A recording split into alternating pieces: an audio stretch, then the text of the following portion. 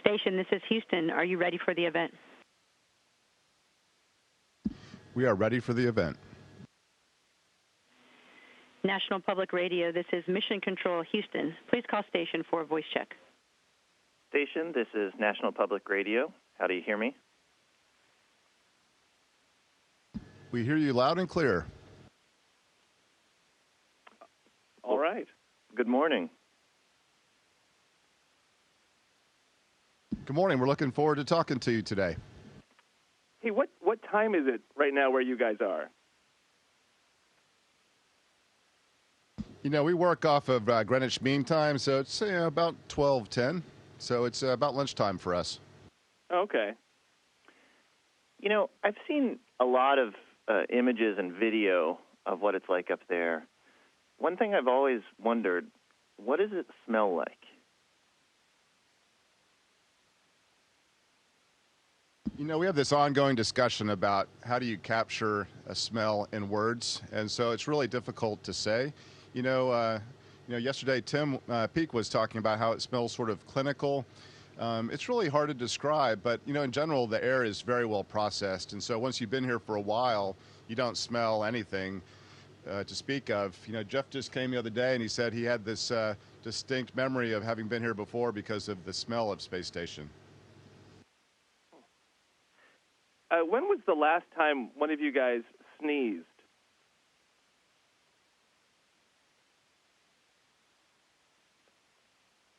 I think I've sneezed, a couple days ago. How about you, Tim, recently? Yeah, up here, one of the things that can happen is you do actually get a bit congested because maybe it's because of the increased intracranial pressure in the head, and also dust floats in the atmosphere, unlike on Earth where all the dust gets sucked down to the floor because of gravity. So we do sneeze on board the station occasionally. So when you sneeze, does that sneeze just blast into the atmosphere of the space station and just hang there?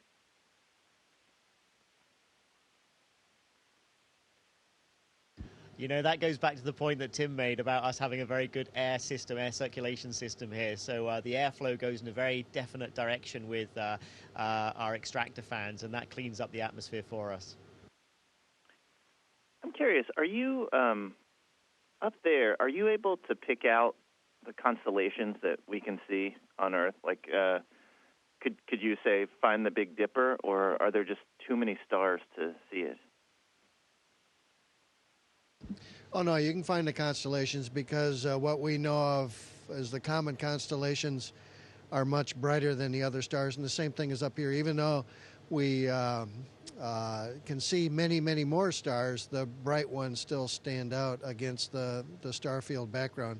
It's interesting, most of our windows point to the Earth, so we have very few windows that give us access to the star field, but the cupola is one of those places where you can see the star field about 20 degrees or so above the horizon. If you turn all the lights off and you're on the night side of the Earth, then you see this spectacular array of the stars.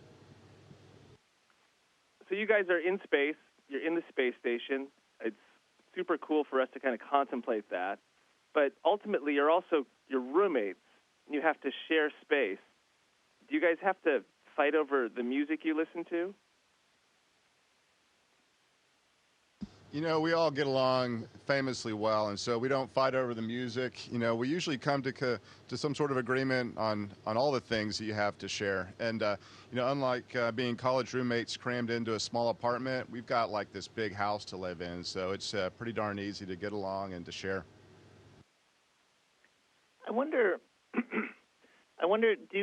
do you have traditions or rituals that you go through to try and stay connected with your friends and family on Earth? Yeah, we're very fortunate here on the space station. We have great communications with friends and family. We have some phone lines, so whenever we have satellite coverage, we can actually call our friends and family and speak to them from the space station. And once a week, we get a video conference as well with our families, which is great. That's a really nice facility to have, and it helps keep us in touch with those back down on planet Earth. As technology has improved, though, and communication has become easier, do you ever wish that it was more difficult to get in touch with you guys? Yeah, it's a great question. A little peace and quiet, huh? I think it's actually a great balance. And, as technology improves, we improve how we use it as well. So I think, we strike a balance. And, we have a variety of ways to communicate both with friends and family and also with the ground. And I think it works out well over time. When you dream about work up there, what do you dream about?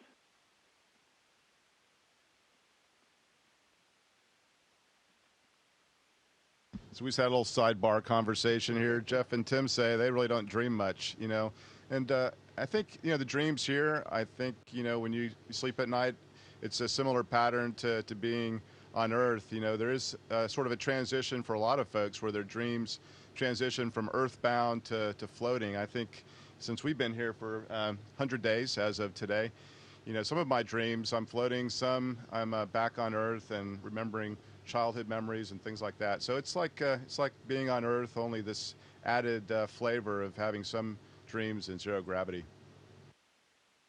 Have you guys ever been walking around, or I guess floating around in the space station and found something that shouldn't be there? Like, when you're at home, you might see a spider in the corner or something like that.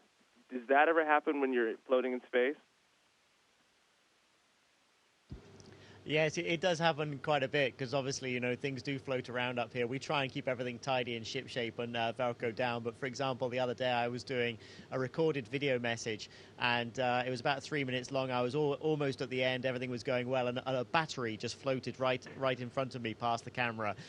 So that kind of stuff can happen occasionally. But we try and keep everything tidied down. The other thing that's interesting I noticed as well the other day was something out the corner of my eye moving. And my first thought was it will be a fly or a mosquito or a bug. But of course, there are no insects up here. And it does take a while before you get used to that. There are no spiders, no bugs, no nothing. I was looking at all these old photos that NASA had released of the Apollo missions. And everyone up there looked so normal. It looked like they were just living their lives. They just happened to be in space. I wonder if you have moments where you're just doing the day-to-day things you do, shaving, eating, and you suddenly remember where you are. It's a very surreal environment in which to live because part of it is just like every day you have to, get up in the morning and get ready, get cleaned up, have breakfast. But then every once in a while you realize that, hey, it's completely different in some respects.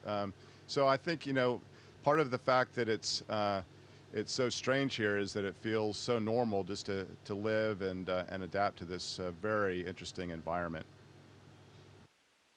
When you're talking to older astronauts or astronauts that have, been doing this, or astronauts that were doing this, a long time ago, did they ever, talk about how they earned it more, how it was harder back then, and did they ever give you grief? No, actually, it's just the opposite. When I have conversations anyway, speaking personally with some of the older folks, they greatly respect what we're doing now. Just a long duration, the continuous presence in space, over 15 years now, going on 15 and a half years of continuous presence, and everybody staying up here anywhere from a few months or a couple months to up to a year now. They have the utmost respect for what we're doing, and the feeling is mutual. We have a great camaraderie among the astronaut corps, current and former.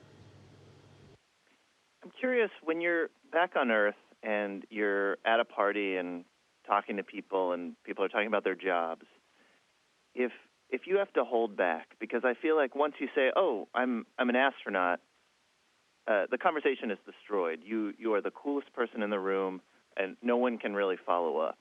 You have to kind of pull back a bit. It's a great observation because, I think we all consider this to be about the coolest job in the world. And sometimes when, you are at that cocktail party and that comes out that, this is our job, then it does really sort of change the topic completely. So, It's just something to work through. If you really want to be the center of attention at a party, all you got to do is say what your job is, and it sort of steers the conversation. But I think most of us just prefer to try to blend in and be part of the group. Would you ever go out in public wearing a spacesuit just so you wouldn't have to tell people you were an astronaut? That would definitely not be my preference. But we have a lot of events where we go out in our blue suits. We know exactly what it's like to go around and to put that on display. Well, thank you all so much, and thanks for the work you do. Thank you so much. You enjoyed the conversation, and you all have a great day. Take care.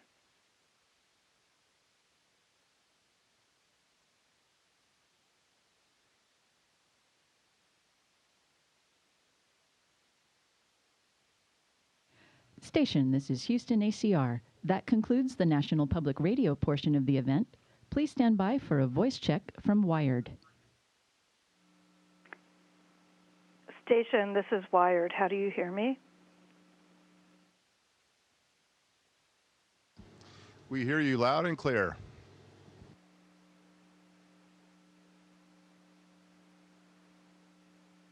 Hi there. So these questions that I'm going to ask these came from Google searches. These are sort of the most searched questions on Google. So this is what the people would like to know. And if you could just first introduce yourselves, just tell me your names. Sure. I'm Tim Copra, commander of Expedition 47. We have Tim Peake. He's an astronaut with the European Space Agency and a British astronaut. And Jeff Williams is a fellow NASA astronaut and just arrived here just a few days ago. And we're back up to a crew of 6. We have 3 of our cosmonaut colleagues at the other end of station right now. Thank you. And if you don't mind repeating the questions, they're short questions just before you answer, that would be awesome. So the first question from Google Autocomplete is, can astronauts whistle on the moon?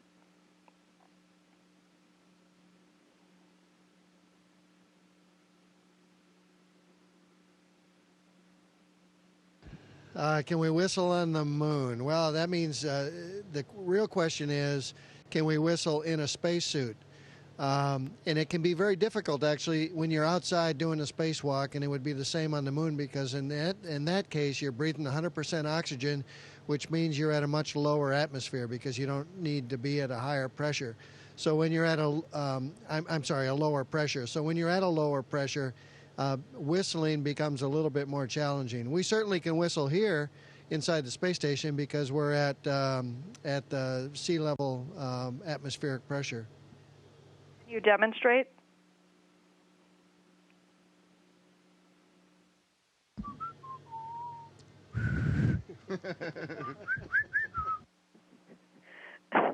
Thank you. Can astronauts wear glasses? So can astronauts wear glasses? Of course they can wear glasses. Jeff has his glasses on right now. I'm wearing contact lenses. Young Tim Peake doesn't need glasses, but we surely can wear them. Can astronauts drink alcohol?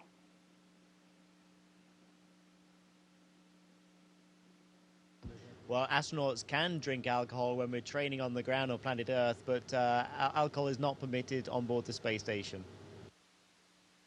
Can astronauts cry in space?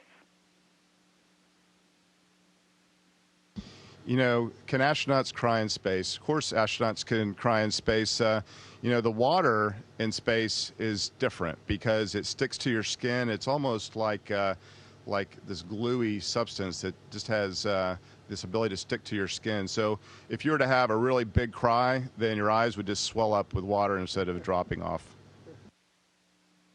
Can astronauts have piercings?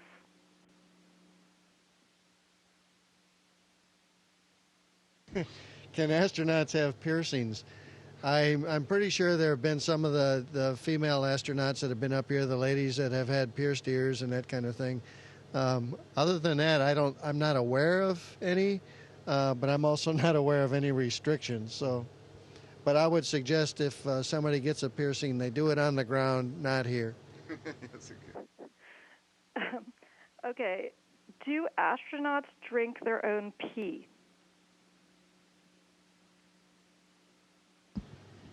You know, thank you for asking us to repeat these questions. Do astronauts drink their own pee? Well, in a sense, yes.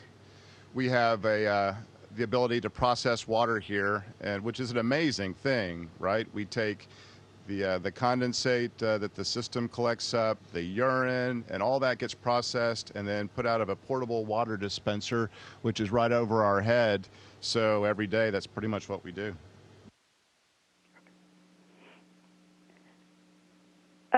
Do astronauts keep their suits?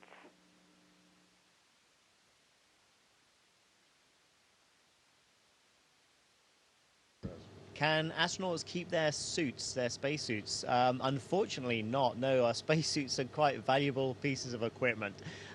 We have two spacesuits, one which is like a soft spacesuit we wear inside the Soyuz spacecraft for launch and for re-entry, and one spacesuit that we wear outside the space station if we get the opportunity to do a spacewalk. But no, unfortunately not. They're not personal items of equipment. Do astronauts need passports?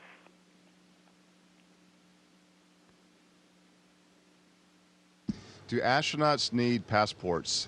Actually, when we come home, we do need passports because we land in Kazakhstan and we have to go through customs. And so our ground team makes sure that we have our passports so that we can actually leave Kazakhstan and go back to America when we're done.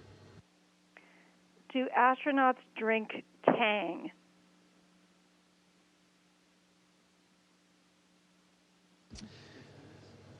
We do have a variety of drinks on board. The question was, do astronauts drink Tang? And of course, that comes from a lot of TV shows historically anyway.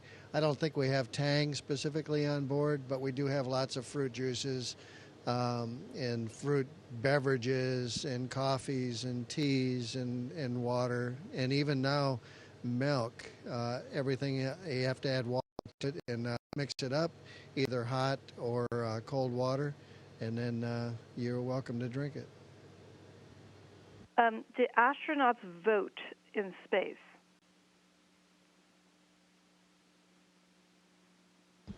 Do astronauts vote in space? Yes, we can vote in space. In fact, NASA has been very good about setting up a process so that we can participate in the electoral process. Do astronauts wear diapers?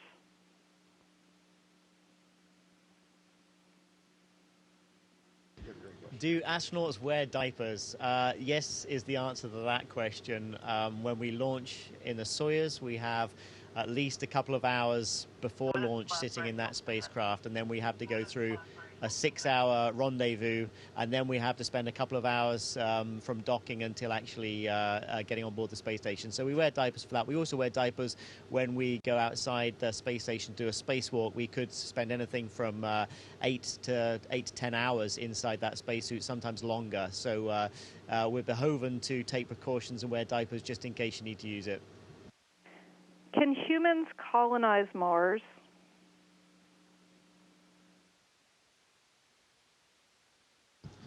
Can humans colonize Mars? I think, of course, we can colonize Mars. It's both a technical and a political question because it would take a tremendous amount of resources, and that has to have the political will and the funding to do that. And then obviously we need to develop the technology both to get there quickly, land on the planet, and then be able to live there. But I'm certain that someday we'll be able to see that, hopefully in our lifetime. Okay, thank you guys so much. This was awesome. That was what the crowd out there would like to know. One last question is just, I have two little boys who are 4 and 6 years old, and they would love to be astronauts. Do you have any last words of advice that you'd give to kids?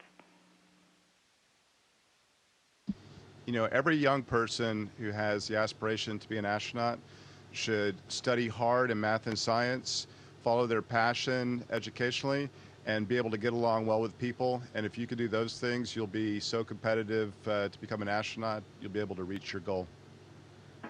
Thank you so much. Thank you so much, guys. Thank you. Have a great day. Station, this is Houston ACR. Thank you. That concludes the event.